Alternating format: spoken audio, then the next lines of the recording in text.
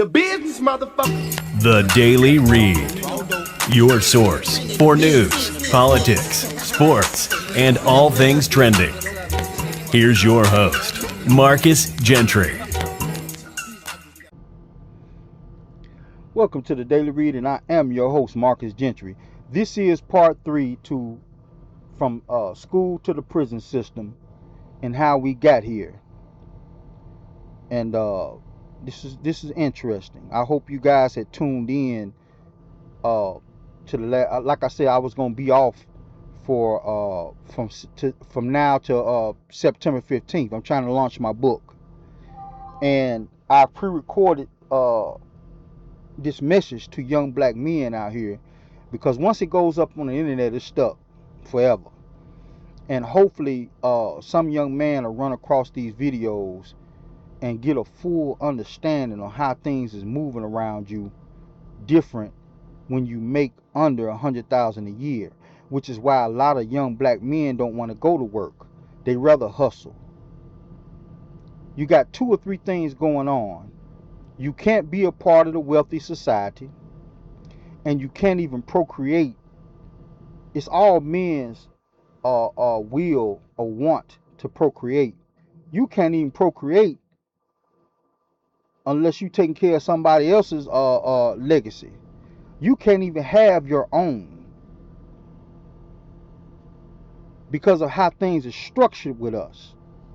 So let's continue on into part 3. Right overnight, now they became criminals. And as the price of wool went up, and as the English economy changed, when these landowners no longer needed the peasants on the land, and when they needed them in the developing factories, they literally turned them out into the highways and the byways. And overnight they became beggars. But also overnight it became against the law to beg without a license. And overnight it was all right then to, if you didn't have a license, to be beaten until the blood ran. And overnight then it became possible to talk about the personality of the beggar. And to see the beggar as having a criminal personality, no doubt built into his genes. Exactly. You know, they try to put that on genes. We are some of the most intelligent people on this planet. But somehow they got it in their mind that most black men are unintelligent goofballs. Just because of the fact that a lot of us are into criminality, when they stop trying to look at the reason behind the criminality. Yes, you're supposed to lock criminals up. Cool, I'm cool with that. But start looking at the why. Because when you start looking at the why, now you're forced to change what you're doing. What you women are doing. What you government is doing. You know. By keeping the wealth from these people, they got to get out here and get it some kind of way. Robbing, stealing, selling drugs, prostituting. Let's continue on. Yeah, the same kind of game that we have today. A group of people interested in their profits and interested in maintaining power and control pass laws, and overnight then the behavior of our peoples suddenly become what? Criminal and abnormal. And now the same behavior that they were exhibiting before the laws were called become indicative of criminal personalities and of illness and abnormality. Let's wake up. And notice then that the labeling and defining of behavior, again, not essentially and only a psychological process, but it is a psychopolitical, psychoeconomic process. As a matter of fact, I will give you a short publication to read shortly called The Psychoeconomics of Black on Black Violence. You thought I was through with it, didn't you? Oh, I knew when I wrote the psychodynamics of black on black violence that wasn't all of it. No, black on black violence is determined more than internal psychodynamics. Because you must recognize those psychodynamics are a reflection of economic dynamics. Remember what I just said. He's saying the same thing. Black on black violence and criminality is a reflection on economics. And the reason why they don't go out here and rob that white man, kill that white man, is because it's ingrained in them also. If you touch that white man, you're going to jail. But you can do whatever you want to do to your people. And as long as you don't get caught, you ain't going to jail. They ain't even put no manhunt out for you. But you got to get it. You got to get it some kind of way. You got to get them the bread. Because the bread that they're giving out legally, there's only 10 to 15% of it. And that 10 to 15% is given out to the entertainers, the shuckers and jivers. They have the psychological reflection of economic demands and of an economic system. They do not therefore begin in the psyche of African people. They begin in the very economic structure of European people. And it acts itself out through their behavior. Because the purpose of that system is to organize black behavior, as I said earlier, to maintain itself. This is why, ladies and gentlemen, when you get over your anger with Elijah Muhammad and your unwillingness to analyze who he was because you can't get beyond some act you think, just destroys everything he was about. And you fall into a trap when you do this. I call this super niggerism.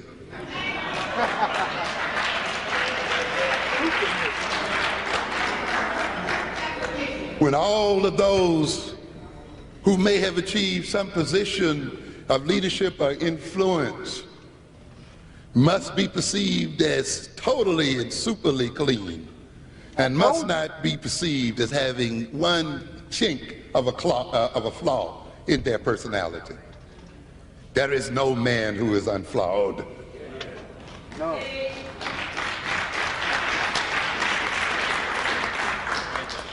He who is without sin cast the first stone.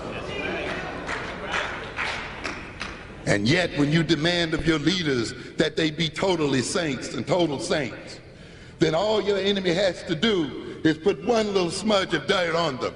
And everything of value that they have to offer now is thrown out. And no lessons are learned.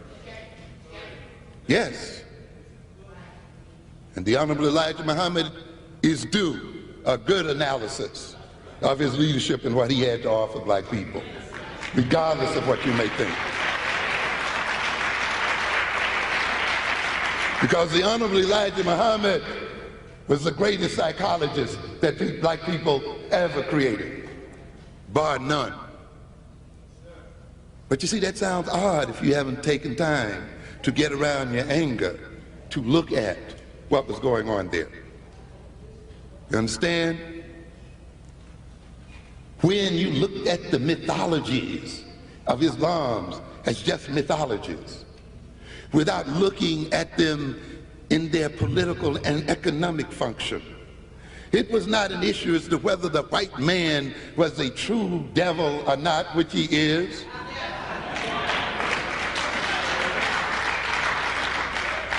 But what would be the result of our behavior if we perceived him as one?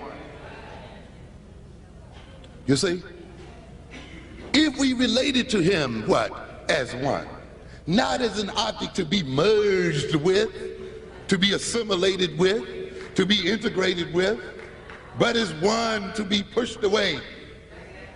And one so that we could engage in our own self-development, instead of trying to create ourselves to fit his image of who we should be.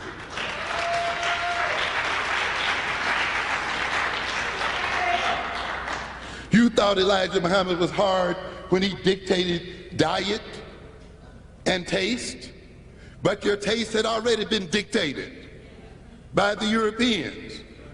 And it had been dictated in such a way that you became gluttons for European things. And being glutton for European things, you gave them all of your money. You gave them more than you even earned. That's why you're in debt today. And in giving away and feeding your gluttonous appetites that the Europeans had inculcated in you, you had no money left to educate your children. No money left to invest in your businesses. No money left to support your families and the other social institutions. And now you wonder why your children are stabbing you in the streets and robbing you. And Elijah Muhammad then said, we will change their taste. Let them eat bean pie. Let them get a taste for this kind of clothing. Let them get an interest in this. Let them lose their taste for alcohol. Let them lose their taste for cigarettes. Let them lose their taste for junk food. Let them eat once a day. Why? Because they spend from $2,000 to $5,000 a year per person buying junk and garbage. And therefore, with that savings, they can build their own institutions, universities of Islam across this country. But you see, when you let other people determine your perception of your own leaders, you fall back to be victimized by those people and fall back into your old habits, which of course lead to supporting them. And we have to understand then what this is about. This is why ultimately you see an African-centered education is not a mere teaching of African history and culture, but ultimately a reorganization of the African personality and a reorganization of African taste and interest, such that Africans become self-supporting and self-sufficient and become a powerful people.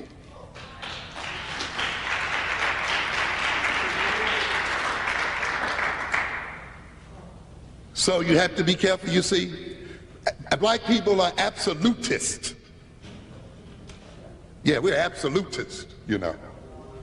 It doesn't matter whether you're Christian or Marxist or whatever religion or whatever you belong to, when it comes from other people. We hear something and we believe it because it's absolutely true. You see? Yeah, that's true. And you know, and we dedicate ourselves to it. That's irrefutable. Yeah. This will get you in trouble. You know, again, you Christians, Thomas says, Lord, I believe, but help thy mind what? Unbelief. Don't make me believe too much. You got to prove something to me. You just can't come back here and tell me that you got off the cross, man. Show me the doggone.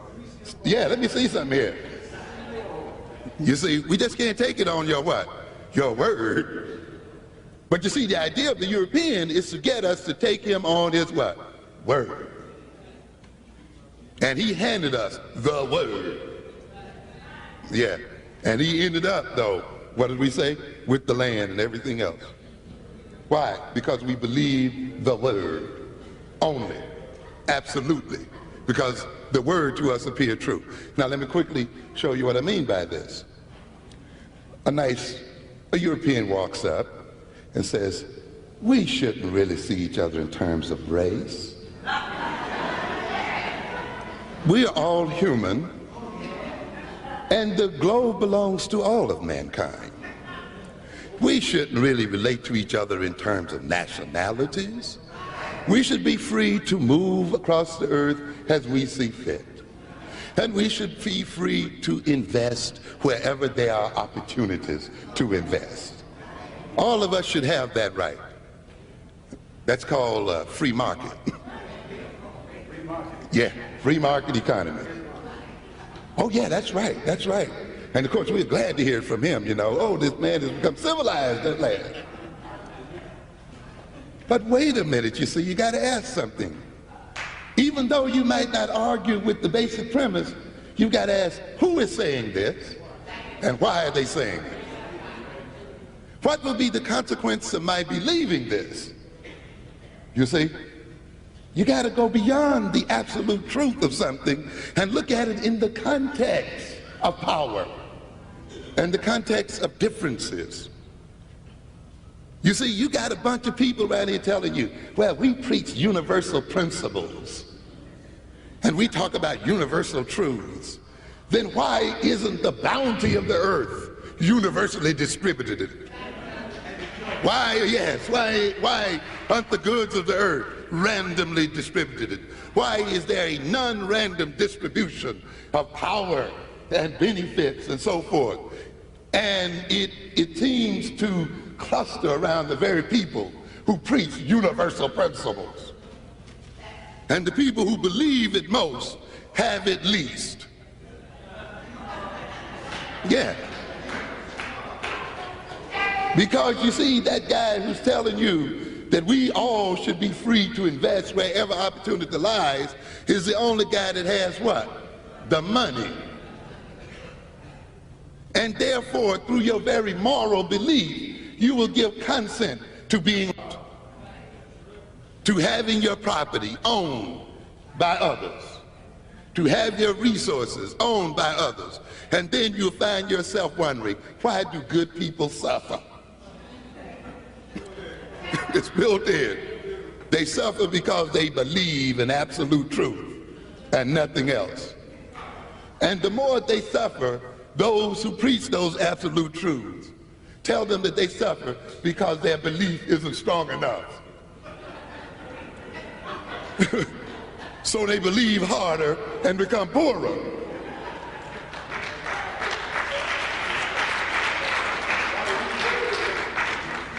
And therefore, we find among us the people who played the loudest and the longest and kick over the benches and fall back tend to also be the poorest in the society. You have not learned anything from your Bibles. That very first book demonstrated to you that the Israelites had a contract with God called a covenant. You scratch my back, God, and I'll scratch yours. God they just didn't say, I'm going to lay down on my ground and just worship you. You do whatever you want to me. That wasn't what it's about. When you read it closer, you'll see Moses negotiating. That says, okay, God says, you do this, and what? And I'll do that. You break the rule, then you will suffer. But if you follow the rules, then I will deliver. So God also does what? Serves. He's not only served, he what? Serves. But the Negro is only taught to what? Serve God. And therefore, we serve religions, but our religions do not serve us.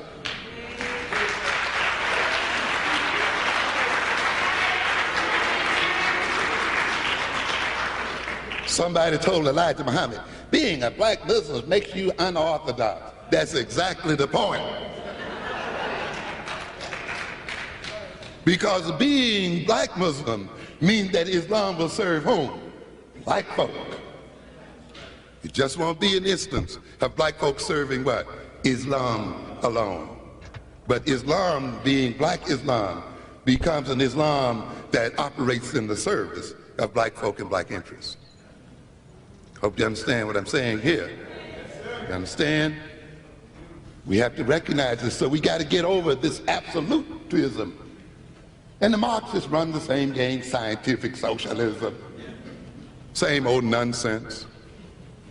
In what way you got to ask, in what way does my believing this serve me? And in what way do your preaching this and having me believe this serve you?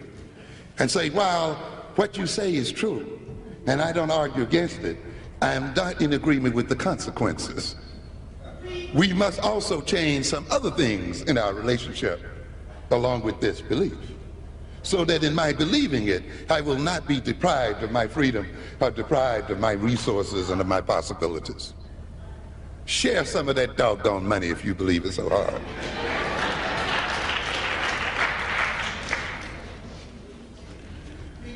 Oh, let me run. I know my time is going out here. We're going to run it through, ladies and gentlemen. We got another speech coming. But due to power differentials The processes of latent behavior are tantamount to the processes of creation. It goes back to this. The application of certain rules and definitions to others influence how they are related to. When you put a label on somebody, you are also defining how other people, how that somebody is going to be related to by others. It's not a mere label. It is a prescription for relationships, how other people will relate to this individual. Let me translate that for you. What he's saying is, when you make under 100,000 a year, and say you married,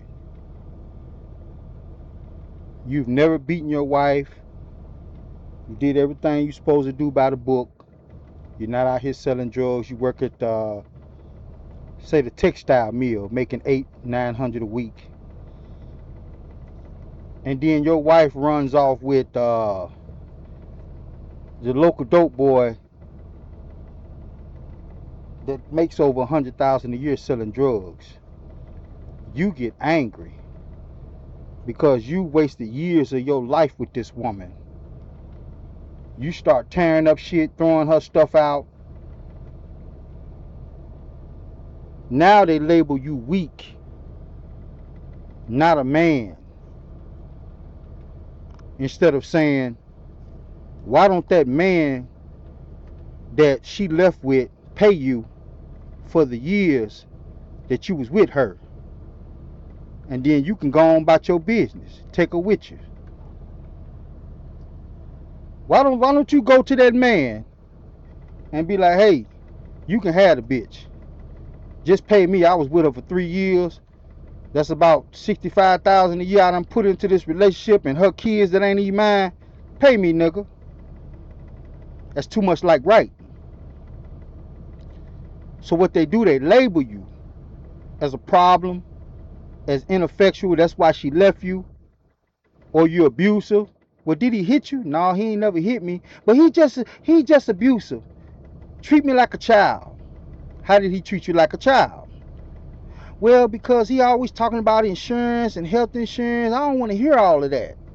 I'm not a kid. I know I need health insurance. And you looking at this brawl like, what?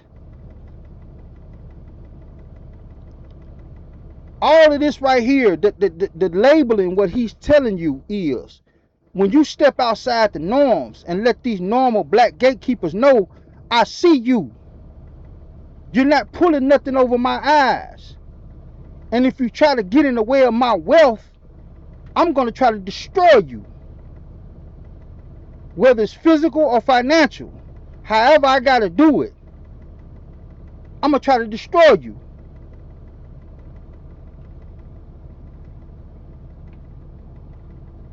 They don't like that shit. When you start stepping outside the normal boxes. You're not ticking the normal boxes. Let's continue on. It is also a prescription for how this person will be perceived by others and how they relate to themselves and perceive themselves. In other words, then, the labeling of people affects their perception of themselves and of the world. And by being labeled, then, their vision is transformed, and to a degree so is their psychology, and so is their relationship with other people. Thus, due to power differentials, the processes of labeling behavior are tantamount to the processes of creation. What am I saying here? The processes of letting Europeans label our behavior and apply their rules and definitions to our behavior is not a mere stigmatizing of our behavior, but it is tantamount to their creating our behavior. For today, ladies and gentlemen, we are a created people. We have been created by the European power system. Yes, I agree with that. Black Americans are a created people. We are a created people. But that don't mean we don't have our own dignity and pride. That don't mean we're unintelligent goofballs.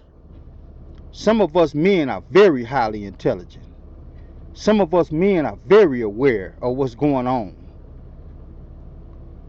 That's why a lot of us have left the church. I seen a YouTube video not too long ago where a black woman was saying that the black men have left the church. Yes, they have. Once you start understanding that we've had our own religion, our own culture, our own gods, and we lost it all through slavery, what we have now was given to us by them. And this is the crazy part about that. They were once given to them by their slave masters, that. Because Rome used to control most of Europe. The irony of that. Think about it. The same church pews you sit in and listen to that man get up there, that shit was given to the white man, and the white man took you as slaves and given it to your forefathers. Crazy to me.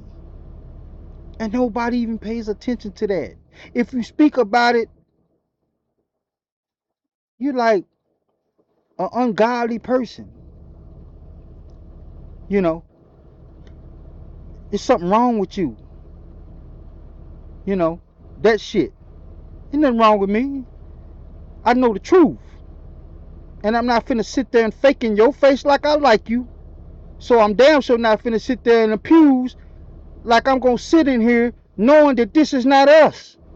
Number one, we're not Jews. Number two, Christianity came off the back of Judaism. So they're not even Jews. But they believe in Jesus, who is a Jew. Then they pass it on to their slaves. Get the fuck out of here. You see, when guys like me slap you in the face with the truth, they try to get rid of you. Not only do they try to get rid of you, try to tell you crazy, you're godless, and no. I got decency. I got morals and principles. One of my morals and principles is not believing in that bullshit. I don't give a damn if my grandmama and mama and them believe in it. I'm my own person. Let's continue on. We have yet to become self-creating. And we will become self-creating when we become self-labeling. And we become labelers of the world ourselves. When we measure our children and relate to them in terms of our measurement, not in terms of other people's measurement of them. Labeling and the prescriptions it implies may therefore become a part of the problem it is designed to solve. You thought it was going to solve your child's problem when they were taken to special ed? No. It becomes a part of the problem itself. It helps to maintain the problem. It is there to maintain the problem. I was going to do a definition of learning disabled, but in the interest of time, I'm going to skip over that. The process of classifying a child as learning disabled typically begins when a teacher or parent or both becomes dissatisfied with the child's performance in school. And then the child may be tested, or tests are recommended. Why are no tests? There are no tests of the teacher. Yeah.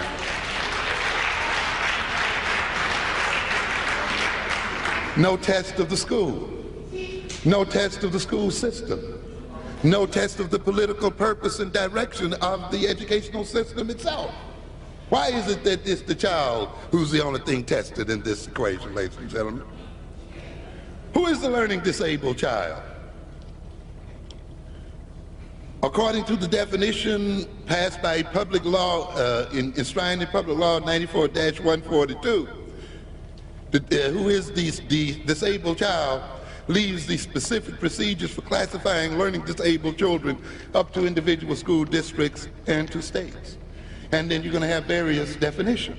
Definitions that center around aptitude as they relate to the child's actual achievement, that is IQ and what he's really achieving. Some of them will look at the discrepancy, that is the discrepancy between aptitude and achievement. Others will base their learning disability estimation on the number of grades below grade level. Some will say 1 year, others will say 2. Others will look at special tests, maybe some perceptual motor tests and other kinds of tests, psycholinguistic tests, or they have just catalogs of tests. They may even measure the EEG and put them through the PET scans and EMRs and all the rest of that stuff. They have special ways of interpreting standardized tests. Look at the scores on the standard. What he's trying to say is, he's making a joke out of it, but what he's trying to say is, a lot of the behavior, number one, comes from home. Number two, poverty. Poverty can cause some of this behavior. But they think that because we're black, that it's a mental deficiency in us that's making us buck against the system that they gave us. And I'm here to tell you that's not the case. What we're saying is, we don't want your gatekeepers. We don't want the half of the few blacks you put above us with money. We don't want that. We want you to get the fuck out of our way. You don't want that, because if you get out of our way and keep your gatekeepers the fuck out of our way, you're going to see more black millionaires and billionaires. And that's going to disrupt the power structure in this country. These young men are not going out here committing crimes just to be committing crimes because they're goofies. They're going out here committing crimes before the first time they get caught because they're poor. They can look around at the Michael Jordans, the Rick Rosses, at the Jay-Z's. They can look at these people on television who entertain you and make money, and then they got to go to work and get a little money.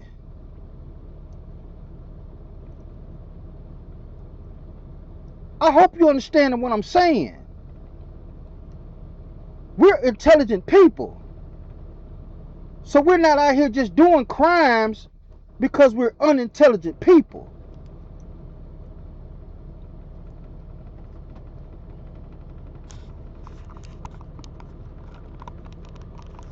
Let's get back into it. Stanford Binet or the other tests.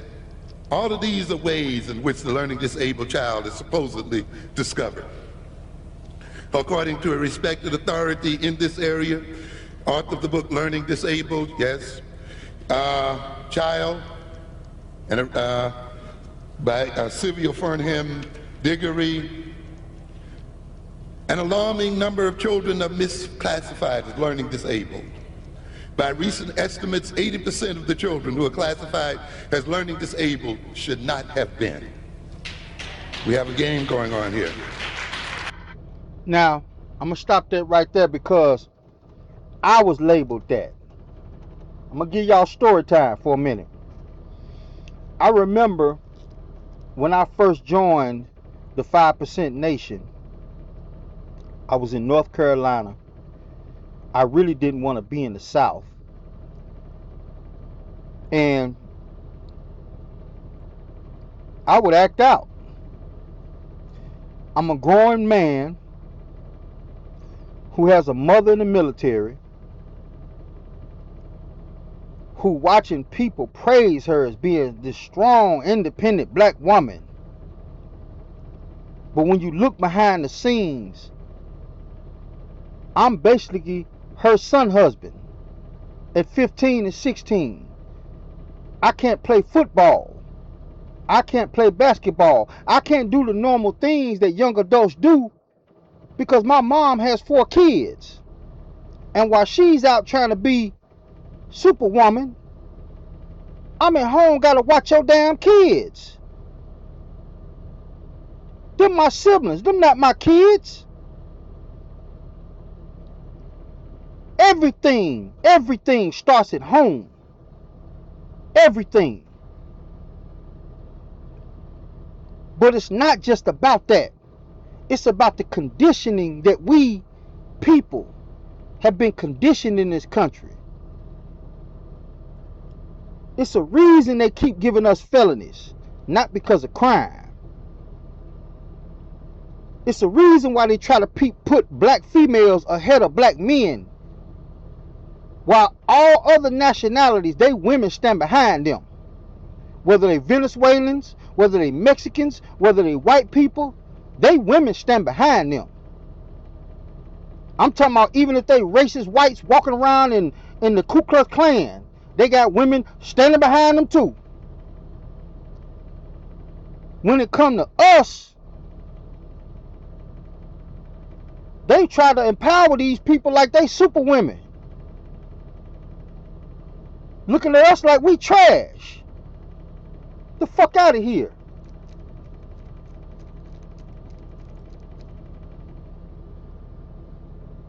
Story time. They tried to label me a William. Listen very carefully. Some of y'all 40s and 50-year-olds remember back in the late 80s, early 90s, they had this thing called William. It was called the William program, where it was mostly black kids. They tried to say something was wrong with us. Wasn't nothing wrong with us. We were highly intelligent kids. We acted up because we were poor. We wanted money. We wanted shoes. We wanted clothes. We want the same shit when we go to school and we see our white counterparts got. We want that shit. But we can't get it. Number one, you done condition our women not to accept no man in the house. My mother used to tell us all the time, my man is Jesus. The fuck out of here. I didn't say that to her, of course. In my mind, I'm thinking, what? I'm like, Mom, you know, John came by here, man. He like you. You can't tell. I know he like me, but now he drank too much. He go down to the local bar. I don't like my man to go to the bar. I said, what about the other guy that's in your church to be coming through here hollering at you sometime, cutting the grass for you? No, he smoke. You got to understand how this is being played out.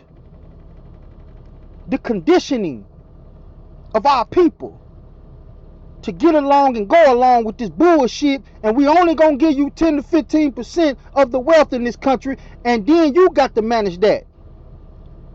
So the people that's managing it are goddamn entertainers, socialites. You can't mend no bones. You can't give me new dentures. You can't help my wife have a baby. All the wealth that they gave us is in the hands of people who are bullshitters and nobodies. Yeah, your name is in lights because you ran 100 yards back on a touchdown, but you are nobody to me. I don't care if your name is Michael Jackson. You can't do shit for me. I don't care if your name is Michael Jordan. You can't do shit for me.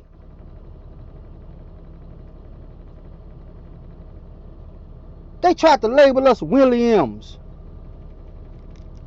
They stopped the program, but it was a thing called William, where if your kid came in there with behavior problems, instead of them trying to go to the root of the behavior problem, which means they're gonna have to come to your house. They see you a working woman, you hardly at home, your oldest son is basically raising your kids. Ain't no man in sight for no discipline. Instead of them saying that, we're just not going to offend the woman. Plus she's we're just not going to offend the woman. So we're just going to shoot him up with a lot of pills. Give him some medication. Calm him down. That was the William program. And it's still going on to this day in certain other aspects of the black community. It's still going on to this day. But they don't call it the William program no more. ADHD now. They got the ADHD now. That kid ain't hyper. He just need to go out here, get outside the house, join the football league, join the basketball league, and by the time he get back home, he tired. well, I can't put him in that because I don't have the money. It goes back to wealth. I can't put him in there because I gotta work and I need him to be over here at the babysitters. It goes back to wealth. This shit has nothing to do with no character, no moral. When I hear people tell other people that, oh man, the reason why the bitch left you, it ain't about your money, man. It's about your morals and your character. Get the fuck out of here. I hate it when niggas say that shit. Like, who are you people? Are you clones? Are you goofy? Nobody cares about that morality and your character. Some of the wealthiest black men in this country ain't got no damn character. And their morality is in the toilet. I just love that Jay-Z. I just love that Puffy. I just seen an interview where one of his bodyguards said Puffy done killed probably about 10 people.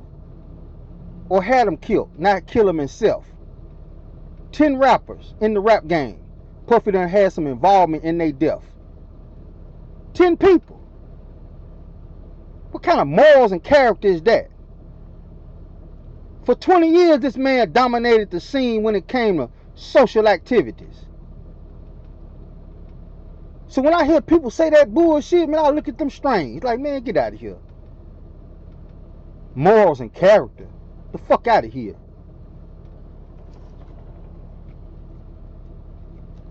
Let's get back to the show.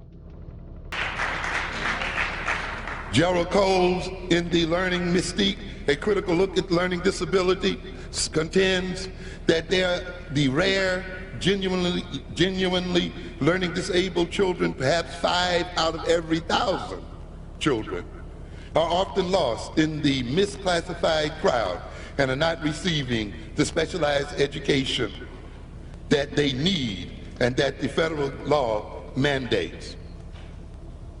I just want to mention here in closing, you got to recognize that there are any number of definitions. Despite the increasing number of students being declared eligible for learning disabled services and the intuitive appeal of this term, learning disabled, there's little agreement as to what it really is.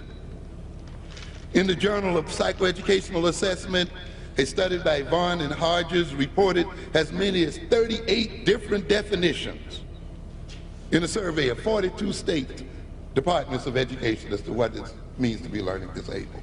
So what are we talking about here? They found considerable variation across states and districts. And of course, related.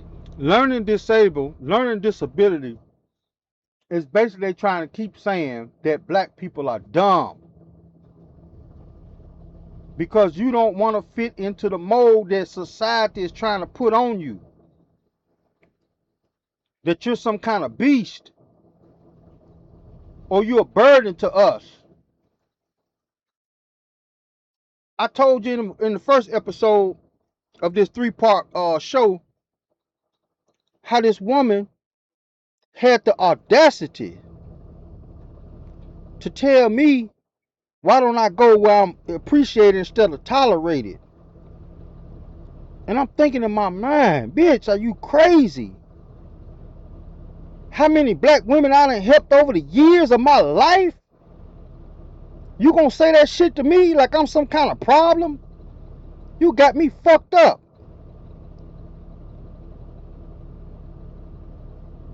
And then I had to calm down. I said, you know what? You right. You exactly right. I don't have to be here. I'm not no goddamn slave. At all. To these variabilities in definitions and rules for defining what is learned behavior is, of course, the variability in the number of students you're going to get defined as learning disabled. This is why I was talking earlier about rules and definitions, you see. In other words, what rule and definition you apply creates populations, you see. Because the rule then will enclose certain types of behavior. One rule encloses it, whereas the other rule will not. you see. In a research sample including 48 school-identified LD students, learning disabled students, and 96 non-learning disabled students, Vaughn and Hodges determined how many were classifiable as LD, as learning disabled, according to 14 operational definitions. That is, they said out of these 38, we're going to take 14 of the definitions. And these are operational definitions, meaning that these definitions not only define what they perceive as learning disabled or behavior indicative of learning. Now remember, all of this stuff he talking about over the last 3 episodes lead to school to prison pipeline. Because after they consider you dumb, slow, when you just telling them, man, I don't give a fuck about your way, your system. Your system doesn't put food on my table. It doesn't send my kids to college to be educated like your kids. It doesn't allow me to get a woman I can't even date. I make $65,000 a year. And you got some bimbo telling me who make less than me that I shouldn't date because I don't make enough money to date. Who the fuck taught you that?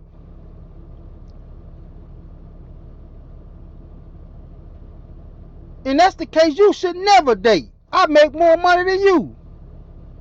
Goofy. Let's keep going. Behavior, but they define also how this behavior is to be measured. You see, how do you come to discover this?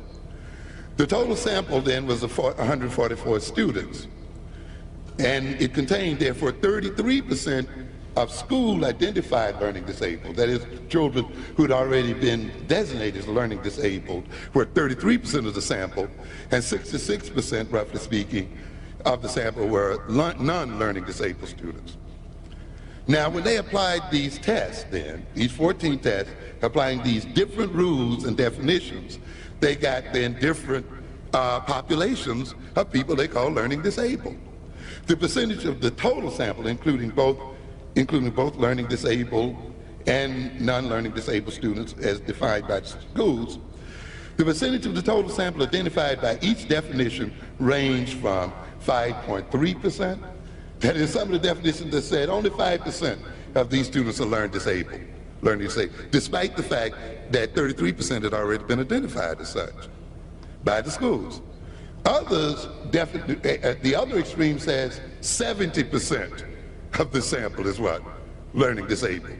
Which means then, if you originally had 33 that were 3% that was identified as learning disabled, this extreme definition went above that 33 and included something like 36% of the ones who hadn't been so defined. So what are we saying again here? The definition, the rules, create, in a sense, the disability and define the populations. So why do we just lay back when we let other people apply definitions and rules to our children? Is it because we believe psychology is some kind of exact science? Or is it because we simply believe that those who are engaged in this process are only performing psychological services?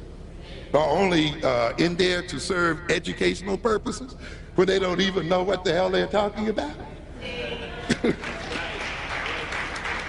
Okay? For the learning disabled sample alone, 9 of the 14 definitions did not identify even half of the learning disabled students as learning disabled. Okay?